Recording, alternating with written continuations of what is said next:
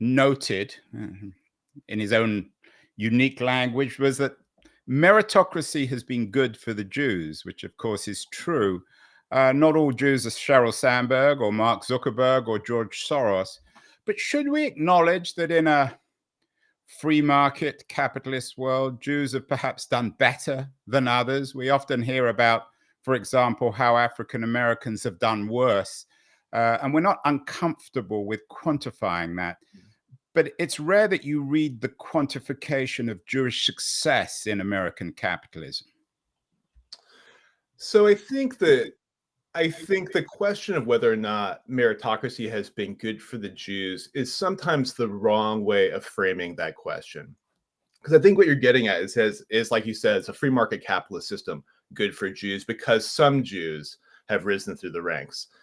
What we talk about in the book, though, is a concept that we call structural anti-Semitism. And this is the returning feature of kind of populist conspiracy theories that target Jews at times of economic tumult. And the reality is that the Western tradition often uses Jews as sort of an archetype or a figurehead to channel class anger, basically legitimate class anger in a lot of cases, right? During the farm crisis of the 70s or earlier peasant revolts. But the target ends up being illegitimate.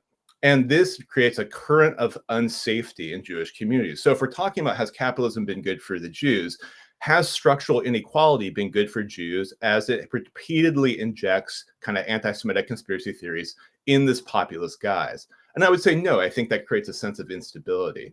What has historically been good for Jews is cosmopolitan societies where there's a larger step forward to equality, where Jews can be in partnership with other communities. So I think, like, if we're talking about large-scale community solutions, we're not talking about just sort of the vagaries of the market and hoping that some Jews rise to the top.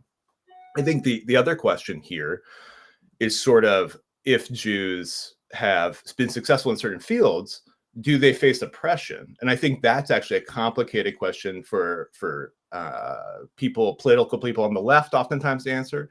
And I think the answer is that sometimes this has basically oppression against Jewish communities as Jews, sometimes has made them poor, sometimes has left them destitute.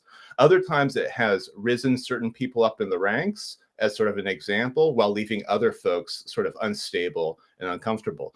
And so I think we have to look at this a little bit more complicated, with a little bit more of a nuanced lens to understand how anti-Semitism works, because it simply doesn't work like other forms of oppression. And a lot of times we're just ill-equipped to actually discuss it and therefore find solutions.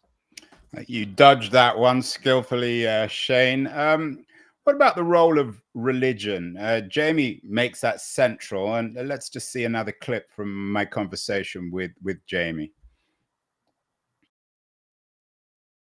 With much else of the world, I think it really originates from Christian anti-Semitism, right? Which is that the Jews rejected Christ and they rejected Christendom.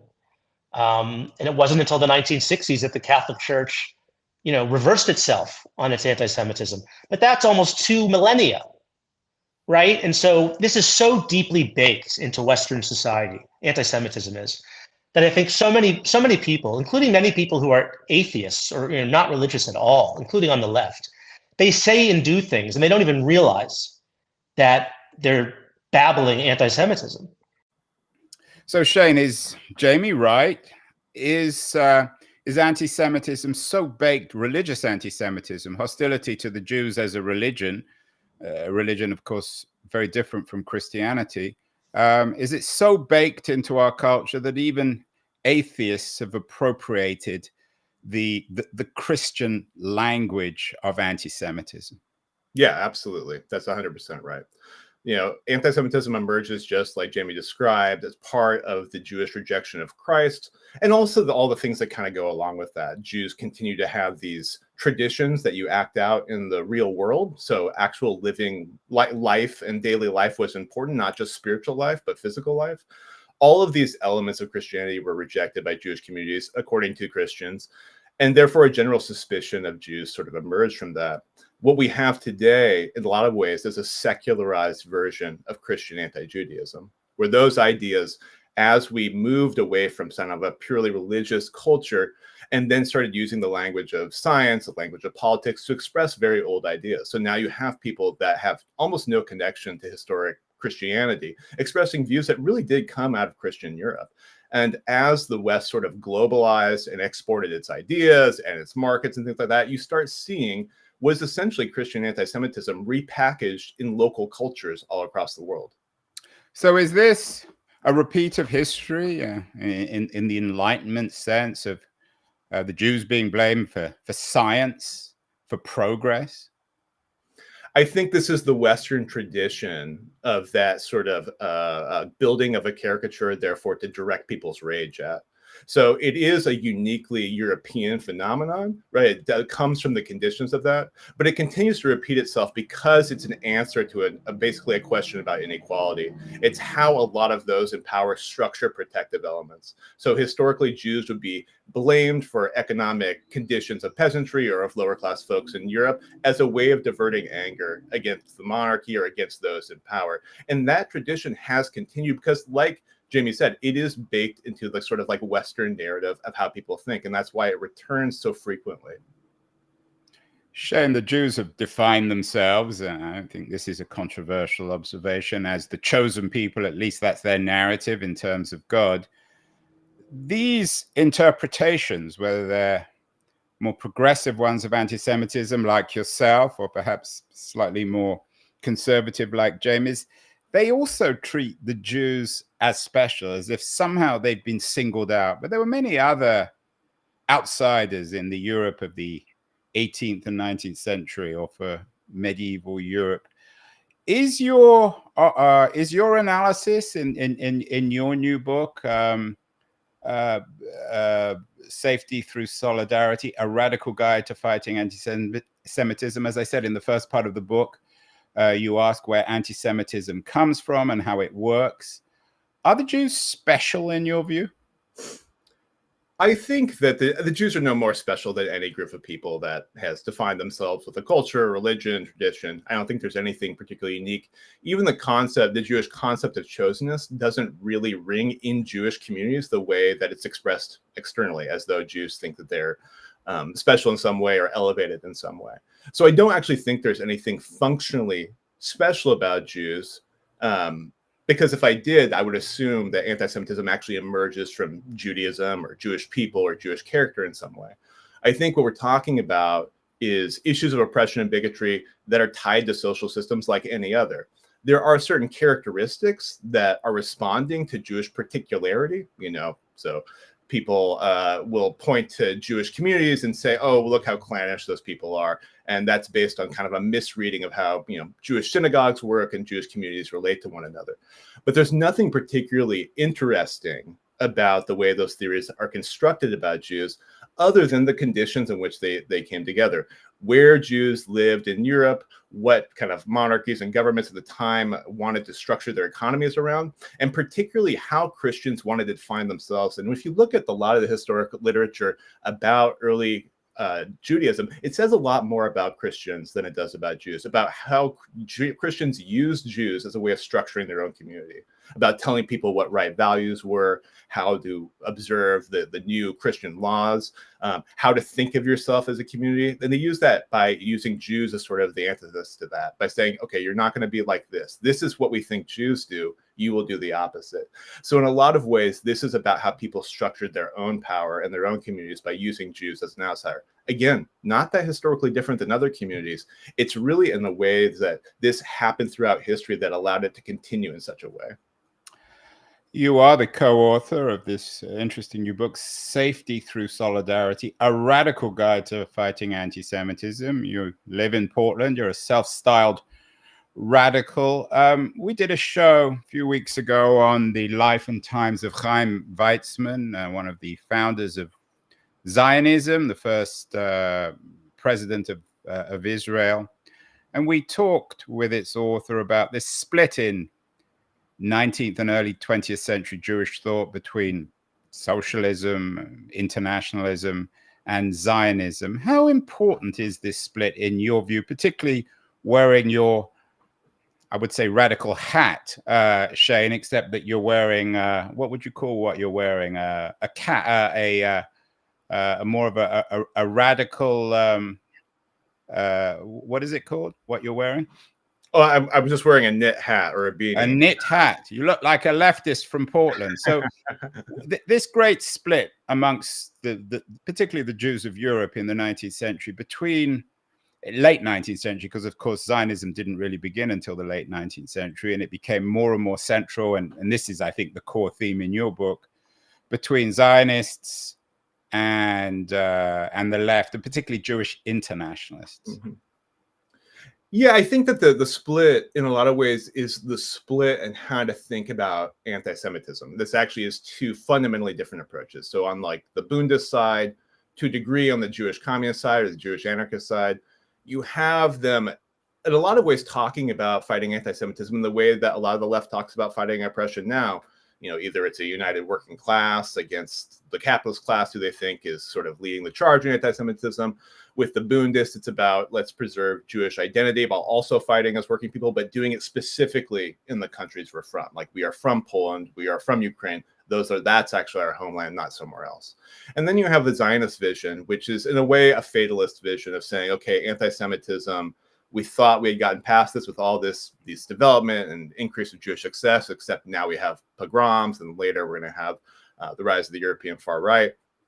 So clearly these things didn't work. Clearly the Jewish left didn't work at solving this problem. So instead, sort of accepting its reality, we're going to do what other European states have done, following kind of a German romantic nationalist model, and we're going to establish a state that has a majority Jewish state, and have sort of a kind of a military protective apparatus for Jews, and that will be sort of the solution to anti-Semitism. And in a lot of ways, you go up through the 20th century, and those debates have continued, right? This book that we just wrote exists in that debate, leaning more into the Bundist and leftist vision of what does it actually look like if we took a non-nationalist approach by saying, actually, we think the foundation of fighting anti-Semitism is in our communities now where we live, with our neighbors and with our partners, and finding that commonality. But also, really important, making a case to the Gentile world that this is their issue as well. This is not just going to be a Jewish solution to Jewish problems separate from all other people, but it's going to end up being a partnership problem. So in a way, we do carry on that internationalist tradition. Is it coincidental, Shane, that the modern left is Jewish, or certainly deeply influenced by Jews? Marx, of course, was from a family of rabbis. Many of the great figures in the revolutionary history of socialism, communism, Rosa Luxemburg, Leon Trotsky, were Jews. Again, without wishing to sound in any way anti-Semitic, has the history of the left and the history of leftist thought in the last couple of hundred years, is that in some ways a reflection of Jewish emancipation? And there've been many books written about how Marxism is itself a secular version of Judaism. Yeah, I don't want to overstate that, but I think that there is a kernel of truth there. I think that if you look at a lot of, not just the 20th century, even earlier, if you look at leftist movements, ones that aren't explicitly Jewish, look at the names of the folks involved, right? Like, there are a lot of Jews in these. I've done a lot of histories of anti-fascist political movements, labor movement. And sometimes a lot of these folks will say, hey, all the white folks in the room here were all Jewish, or these were like entire, early Jewish meetings. And there's, I think, reasons for that. I mean, one is, like we talk about in the book, anti-Semitism, and in some ways extreme poverty in the Pale of Settlement and other places gave Jews the conditions to want to change the world. I mean, this is just kind of obvious. And I think when you have communities that face oppression, they look at these systems and say, how can we change them? And not just how can we change them, we need a radical change, right? A fundamentally different change. That's a piece of it. I think the second piece of it is also that when pieces of the left have themselves had anti-Semitism, or when the right has used this sort of income inequality as a way of driving anti-Semitism, Jews wanted to be able to answer back by saying, actually, that's not how this works. Let me tell you how this does work. This, in a lot of ways, I think is the origin of the clarity of Marxism and other traditions like that really tried to answer the question by saying, no, it's not like the mysterious Jew in the midst. It's actually a whole social system. Naomi Klein just wrote about this in her most recent book, Doppelganger.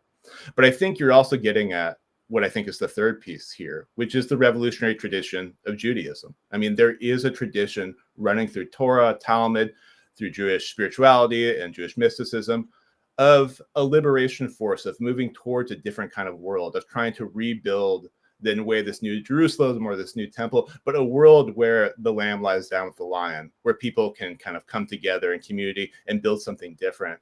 I think that that is actually at the core of Jewish tradition. And we talk about in the book that when we look at that, we want inspiration. We have to choose which Jewish tradition we end up with. What vision of the future are we wanting to pick up on? Because there's multiple strands that go through this. You know, there are right-wing figures in Israel right now that are quoting from Torah and quoting from Talmud and other passages. But I think when we looked at that, we're trying to drive at what is the core mission of Judaism, which is to positively shape the world and heal it. We're speaking with Shane Burley, author of a controversial, interesting new book, Safety Through Solidarity, A Radical Guide to Fighting Anti-Semitism, an attack on anti-Semitism from the left. Shane is unambiguously on the left. Shane, we're going to take a short break. Thank our friends at Liberties, a quarterly of culture and politics, actually edited by Leon Wieseltier, again, a very prominent Jewish American intellectual, writer, editor. Going to run a short feature on Liberties, and then we'll be back with Shane. And I want to talk specifically about the I word, Israel, which of course is driving all these debates these days. So don't go away, anyone. We'll be back in a second. The noise, there is nuance, insight. Liberties is not just a journal of ideas. It's a meteor of intelligent substance. It's the place to be for engaged citizens. Politics, opinion, substance. Liberties is a triumph for freedom of thought.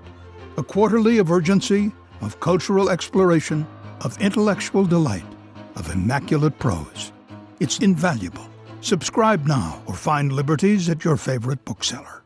And you can subscribe to Liberties at libertiesjournal.com. We're speaking with the Portland-based writer, troublemaker, Shane Burley, the co-author of an interesting new book on anti-Semitism, addressing it from the left, Safety Through Solidarity, a radical guide to fighting anti-Semitism. Shane, on your X account, your pinned X, which usually people use to define themselves, you say, the only lasting peace is a free Palestine. In my conversation with Jamie Kirchick yesterday, Jamie suggested that all Jews pretty much are Zionists and that the two go together. Would you agree with that? No, I wouldn't. I think I suspect what he's arguing is that there's a consistent Jewish connection to Eretz Israel, the land of Israel. And that is certainly true, right? It's all through Torah. We'll always be connected to Jerusalem, things like that. But that is a spiritual connection that is much different than the modern political state of Israel, which is itself an entirely different function and came out of a secular Jewish political tradition. So I think this conflation of the two really misunderstands things. You know, I'll always feel sort of drawn to the land of Israel and the history, the buildings. There's a lot there. And I think a lot of Jews feel that. And that is just a fundamentally different construct than when we're talking about politics of a region, which is a different animal altogether. So I'm not entirely clear on your answer to that one. Can one be a Jew and be an anti-Zionist? Shane? Absolutely. Yeah. And I think that has been a long-standing Jewish tradition. It runs throughout a lot of Jewish communities of different types, some political, some less political, Orthodox, not. But yes, you can absolutely be a Jew and be an anti-Zionist. And if we had Jamie on the show, I certainly can't claim to speak for him, but my guess is he might suggest you're profoundly naive because without Israel, and in fact, we talked about this in our conversation, without Israel, the Jews would be slaughtered again. You already had the pogrom of October the 6th, and you would have a repeat of history. How would you respond to the idea that if you somehow got rid of the state of Israel, and who knows how that would happen, then you would have a return to the violent anti-Semitism of the 19th and even 20th centuries, the Nazi death camps? Well, I think I would answer by pointing to October 7th. That is not a tremendously safe place for Jews. The conditions of constant conflict and constant warfare do not create a system of safety for Jewish people necessarily. What I think does, and what has done throughout history, is having strong community bonds around the diaspora, both in the land of Israel and elsewhere, where Jews feel like they can actually have a safe place that's rested on democracy, equal rights, and those sorts of things. Now, I think we get back to your earlier question. Is it naive, like early Zionists said about the Jewish left, and what you suspect Jamie would say about my opinion now? But I think the reality is that if we look at large areas where Jews have been safe and successful, it's areas where they're able to build communities based around that shared sense of communityship with their neighbors, with the non-Jewish world as well. And what we have in Israel is increasing tensions, an increasingly volatile state that's engaging in war crimes throughout Gaza. I do not feel safer because of that, and I don't think that that's a tenable system to create Jewish safety on. You wrote an interesting piece recently. Don't let Zionists weaponize Jewish suffering. I hate this word weaponize. I'm not sure if you chose it. But what do you mean by this? Are Zionists taking advantage of the history of Jewish suffering to oppress and kill Palestinians? So I think going deeper into the piece, what the piece talks about is about the historic use of basically looking at people who are facing a genocide or facing mass death at the hands of one army and actually claiming that those victims are the actual perpetrators there. So what I do is I point to a slew of articles and commentators that talk about Palestinians as engaging in genocide, not just Hamas, but Palestinian people more broadly, as then the excuse to engage in an overwhelming barrage onto Gaza, one that's claimed tens of thousands of lives. Right? We're talking about an overwhelmingly one-sided conflict at this point. So I think when we're looking at that, I think we have to think really strong about how we're characterizing people who are essentially victims in this, and whether or not that's being used to basically manufacture consent for an overwhelming military assault that, when we take a step back, looks both unreasonable and kind of horrifying. You've used the G word, Shane, genocide. It's a hot word, for better or worse, at the moment. People use it, throw it around. Mm-hmm. Is it a word that should be used? Is the Israeli state guilty of a genocide against the Palestinians in this invasion of Gaza? I think so. I think the treatment of civilian areas, the denial of aid, the sort of unremittent attack qualifies as genocide because it's expanding throughout the Palestinian people. This is not like targeted military strikes against very specific kind of militant elements. This is something that's affecting the entire Palestinian people that are now being rushed through the Gaza territory, already small, already concentrated, and that there seems to be no solutions for, and that is only accelerating over time. And so I think it's fair to use that word. I might agree with you that I don't think overusing terms like genocide are particularly useful, and particularly in this case. But I think we have to actually look at what's happening here and look at it in its larger historical context. And I think the word genocide is appropriate in this case. The word, of course, is also used to describe the Nazi genocide against the Jews, the death of 6 million. Are you suggesting that there is a kind of equivalence between what the Israeli generals are plotting in Gaza and what Albert Speer and Hess and the other architects of the final solution plotted in Nazi Germany? Are they similar genocides? No, absolutely not. There's nothing similar in plan or scale that looks like that. Instead, what I think is important is to actually look at our collective histories and find commonalities there. So I have, a historic roots in the Jewish community that has faced pogroms, that has faced genocide at the hands of the Nazis. And I think that learning lessons from that we can share with other people and actually inform our decisions now is incredibly important. And that's what that piece ends up talking about, is what lessons did we learn that we can bring home with us? And again, it gets back to that sort of piece of the sort of value of Jewish memory and Jewish tradition of what does that take us into decision making now.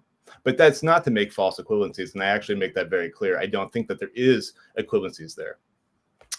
What about Shane, Hamas? A lot of people have compared, and I think Jamie did this, compared Hamas with the Nazis. But you argue that anti-Semitism, and I'm quoting again the title of the piece you wrote in February of this year, anti-Semitism is an insufficient and risky explanation for Hamas's, I don't know why I always call it October 6th. There must be some Freudian explanation there. October 7th attack on Israel. So is this not the Hamas pogrom? I think that's the best way to describe it when they invaded Israel. It's not just about anti-Semitism in your view? No, I mean, I think if you look at the Hamas attack and you look at anti-colonial attacks across kind of the kind of post-colonial world in the 20th century, they look remarkably similar because we're talking about not unsimilar political conditions. One of the problems, I think, maybe this is Jamie's position or like the position you're taking from it, is that when Jews are the target, it therefore reflexively becomes anti-Semitism. And I think we differentiate very clearly in the book that anti-Semitism is actually pretty coherent of an ideology, and you can actually parse it out from what people's behavior is. So for example, in the piece, we talk about what would something look like if it was clearly anti-Semitic, if it was motivated by anti-Semitism. Now, again, in the piece, I talk about anti-Semitism in the 1988 Hamas Charter, right? So there is actually anti-Semitic conspiracy theories in there. And then there's kind of varying degrees in later Hamas issues. But I think if we're going to look at something and want to deduce what does do about this, and I think being horrified by Hamas atrocities is important and finding a solution for it. I think a political answer here actually gives us a clearer pathway to actually do something about it than to simply project it and say, oh, this is part of a longer kind of eternal history of anti-Semitism, which in this case, I don't think that gives us many tools to work with. James has also been an outspoken critic of wokeness, and I'm not sure if you're comfortable with that term, but you're from Portland, one of the centers of wokedom, and you're certainly a man of the left. He connects wokeness and anti-Semitism in terms of this critique of Israel. One more quick comment from Jamie, and I'd like your response on this. Jewish rejection. The Jews have always rejected various forms of belief. They rejected Christianity. They rejected kings and queens and various, royal rulers. Their connection, their ultimate authority was God, right? During the century, they rejected communism. I mean, there were many Jews who became communists, but they had to reject their Jewish identity in order to do that. And so that's where the kind of left-wing anti-Semitism comes in, right? Is that the Jews had this other belief system. And that's why they were so oppressed in communist societies. And now, the Jews, many of the Jews reject the left's new religion, which is the religion of DEI and wokeness, if you will, for lack of a better expression. And a lot of Jews are uncomfortable with that. And for that reason, they are now being attacked. Jamie, I think, is personalizing this. He's a critic of DEI, although he's written a very distinguished history of gay Washington. He's politicized a gay man, American gay man. Do you think he's right there? Do you think that the critique of the woke has been collapsed with anti-Semitism? Because I'm guessing you're ambivalent about the term. You may not like the word, but you're a man of the left. So no, I don't think Jamie is correct in his assessment there. And I also don't think Jamie is correct in his assumption that the majority of Jews or a plurality of Jews kind of reject. I'm not, and I think maybe I'm unclear what he means by DEI or wokeness. I think we all know what he means. I think a lot of people on the left find DEI or what people call wokeness sort of like a liberal stopgap to really serious political and issues of inequality. And so in that way, I don't invest my time in DEI. But no, I don't. I think the overwhelming presence of Jews on the left shows an overwhelming Jewish support for left-wing ideals. And I think that is flat true. But I want to pick up on one thing Jamie said, because I think there's a really huge kernel of truth in something he said. And we talk about this in the book in not a way unlike what Jamie just said, which is that the Jewish kind of resistance to assimilation, the fact that Jews want to remain Jews despite what rulers or revolutionary movements might want, that is actually a piece of it. quote from a conservative scholar, Bernard Harrison, that talks about this. And so I think that that actually is an element of anti-Semitism. But this idea that somehow DEI is this coherent, overwhelming force in Western society is largely a construct that I think is being used to argue about other issues. So I think right now, for example, debates about Israel-Palestine are much more salient in Jewish communities than DEI or questions about wokeness, which I think is instead a way of you looking at a political debate, a debate over DEI and wokeness, and then projecting an anti-Semitism debate on top of it where it doesn't apply. I mean, many people on the left historically, Shane, like yourself, have simply drop their Jewishness. They've suggested that it's incompatible with being people on the left. You think of Marx, for example. In fact, he wrote quite a lot of anti-Semitic pieces. Have you ever been tempted by that? I mean, you're clearly struggling in some senses. Is there a degree of incompatibility between cherishing and clinging to your Jewish identity and criticizing Israel, Zionism, as well as, of course, trying to make sense of anti-Semitism? Do they all fit together? Do you struggle with this? Do you sometimes think to yourself, I'm just going to stop being a public Jew. I'm just going to be a citizen of the world? No, I'll be a Jew to the day I die. That's one of the most important things in my life. You know, me and my wife live in kind of rich Jewish tradition, keep kosher, keep Shabbos, go to shul. Those things are absolutely central to my life. And then we talk in the book about a lot of ways what we think as the solution to a lot of this alienation that maybe Jewish communities feel or fear about anti-Semitism. Part of the answer is the reclamation of Jewish tradition. And if you're talking about anti-Zionists or you're talking about critics of Israel, I actually think that that's become more and more important in those circles. Radical Jewish spaces now have more Jewish religious traditions in them than they ever did before. That is a really important piece of what's being called the Jewish left. So I don't find those things at odds at all. I will say that having a critical view on Israel can put yourself at odds with Jewish institutions and with other folks in Jewish community that you'd rather have close bonds with. And that's a serious crisis for a lot of people, as are any political disagreement that happens in those communities. And so I think that is actually where a lot of people find that kind of rub, where that becomes difficult. But I have no sort of issue with reconciling, views of wanting a better world with the healing tradition of Judaism, which is an absolute central piece of my life. You mentioned Naomi Klein, another very prominent American Jewish progressive critic of Israel.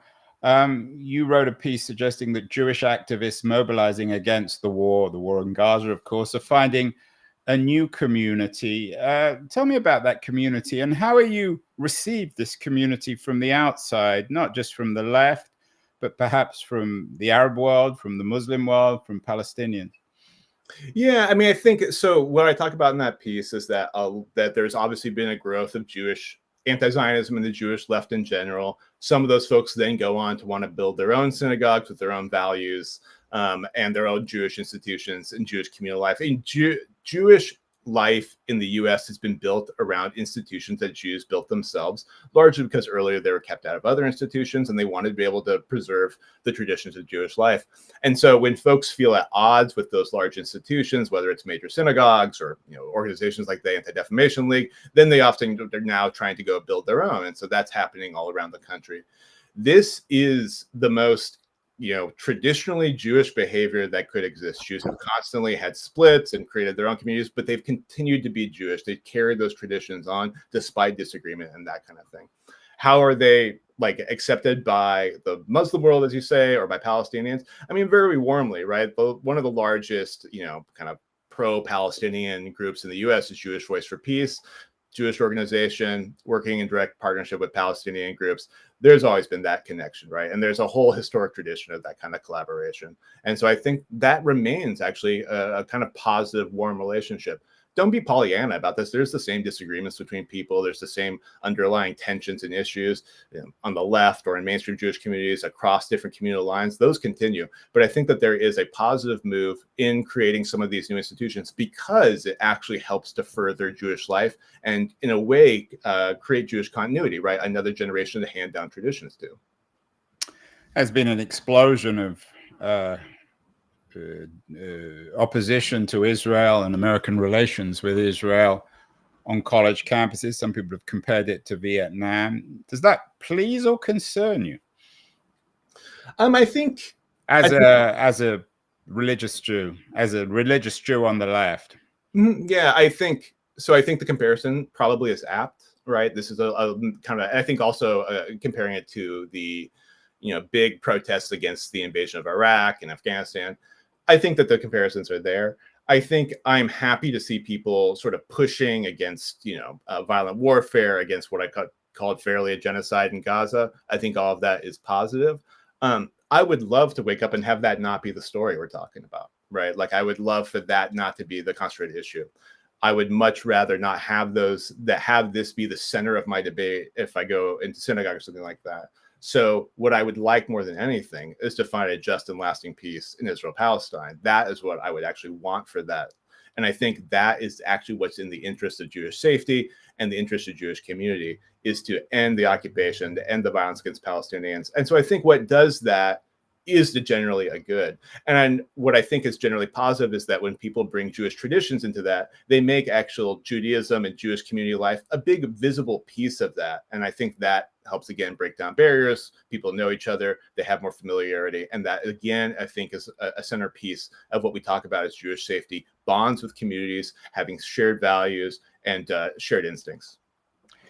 Let's end, Shane, but final question. You sound reasonably cheerful, but there's not much to be cheerful about, is there? I mean, the chances of there being any kind of what you call peace, you put on your X page, the only lasting peace is a free Palestine. The chances of there being, quote unquote, a free Palestine are incredibly unlikely in today's geopolitical environment. What happens if there isn't a free Palestine? Does this thing just continue to fester, or could it get worse? I mean, some Jews believe that it could result in a second Holocaust or a second mass global rising against Jews or against Israel. Others believe that it's the only way to avoid that. What's your worst case scenario here? I think the worst case scenario is that this continues and the violence only escalates over time, right? The reality is that a fair, just outcome for Palestinians is the only thing that will actually bring peace to the region. And so finding those political solutions are really the only option we have. If you're talking about my optimism, again, we just talked about this across the hour. My optimism is based in a lot of ways the traditions I come from, which are about looking forward and trying to build a better world, both in Judaism and the political realm. And so we have to have a certain amount of that optimism. There is a utopian impulse that drives that. We are here to actually heal the world. And so I think committing to that has to say constantly, what is it going to take to get there, right? Because as we talked about, as this historic split in the Jewish community, I am not taking a fatalist position. I'm not taking an eternalist position about anti-Semitism or assuming that it's inevitable. Instead, I'm saying this is a force of oppression to fight, just like oppression that Palestinians face, and finding some way of basically commingling those, of building large-scale movements against shared sources. I think that is the actual option we have. But no, I'm not going to be, I'm not looking at what's happening in Israel, Palestine, and saying, hey, there's a clear, easy pathway out right now, right? We're talking about entrenched power systems in Israel, a further shift to the right. I mean, it's Israeli politics, further militancy. And that, I think, is a problem. I think the light side of that is that globally, including amongst the Jewish population, people are saying no more. They do not want to see this play out. And I also want us to walk back this sort of frantic position that these conflicts lead for somehow to a second Holocaust. And I think like it's not helpful for us to kind of look at these situations and have wild fantasies about what's going to play out. Instead, we should actually look at what we can do. Look at the reality about anti-Semitism on the ground, where it is, where it isn't. And right now in the United States, the biggest threat to Jews is white Christian nationalism, the growth of the far right, the alt-right, the dissident right, and the shift into anti-Semitism amongst even mainstream right-wing politicians. That, I think, if we're talking about American Jewish safety, is a really important issue that gets undercut when we focus only on Israel-Palestine. And what happens if Trump is elected or re-elected in November? He has a Jewish son-in-law, Jewish grandchildren. He seems to be quite close intellectually and emotionally with Netanyahu. He has the support of fundamental Christians who embrace the ideal of Zionism. If Trump is elected in November, how much worse can the situation get? If he gives Netanyahu the green light for a real genocide against the Palestinian people? I mean, I think it gets exponentially worse. I think this notion that because of, Trump's, support for moving the embassy or connection to Likud or support of Christian Zionists lends itself to sort of a testimony of Jewish safety is wrong. The reality is that, for example, evangelical Christians do not offer sort of a political vision that's safe for Jews in the United States. Christian nationalism does not have a place for Jews. And even their support of Israel is very contingent on their eschatology, by which Jews either are killed or forced to convert to Christianity, therefore ceasing to be Jews. And so I think we have to actually look at, when we talk about these institutions of Jewish safety or these political solutions that are coming from the right, what do they actually mean for Jewish life? What do they actually mean for the continuance of Jewish peoplehood and Jewish tradition? That, I think, is unsafe. Also, very importantly, Trump's over-reliance on conspiracy theories, pushing the right even further right on these issues, has only brought anti-Semitism